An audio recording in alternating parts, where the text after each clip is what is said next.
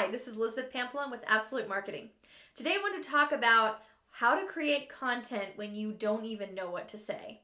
And I find that this happens a lot of times to me when I get like a writer's block or social media block or even like blogging. That's even the hardest because you're trying to write this longer form content. The other thing is maybe you're creating videos or you're creating a podcast and you just cannot think of what to say next. I have some tips for you that I think are really going to help and make it a lot simpler when you get into these situations.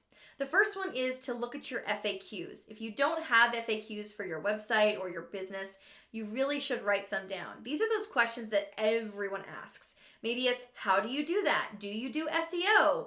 Do you take insurance? All these questions that might go with your business and your industry, and just the things that people always wonder about and just have that question about. And you're going to see that this is a question you get asked over and over and over. So don't try and think of these questions that are so obscure that you've never actually heard from anyone. Think of the ones that you're answering on a daily basis every single day. And you might think, but everybody already knows that. Thing is, they don't. So those FAQs are really, really important. What you do with those FAQs is you can take them and create content from them. You can create social media posts. You can create long form blog posts. Because those FAQs are supposed to be a simple question and answer. They're not supposed to be this long form.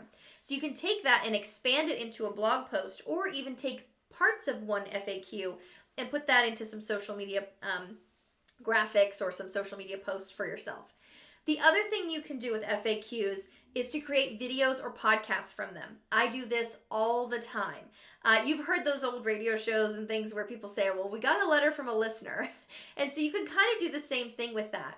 I just take the topics that my FAQs are. Maybe someone asks me a question, that same week. And I'm like, what? I know it would be a great podcast episode to really talk about that and dive into it a little bit.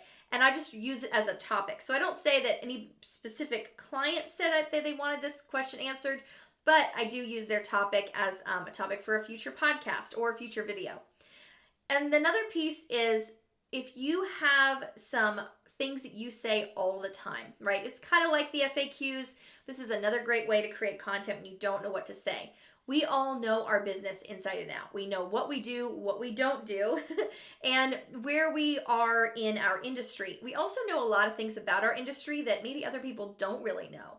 And we can use that as content as well. Don't be afraid to reuse your content. I do believe strongly in reusing things, especially things like questions and getting others to engage with your content. So it doesn't always have to be you putting out the information. You can actually ask questions of your audience and get them to respond back to you.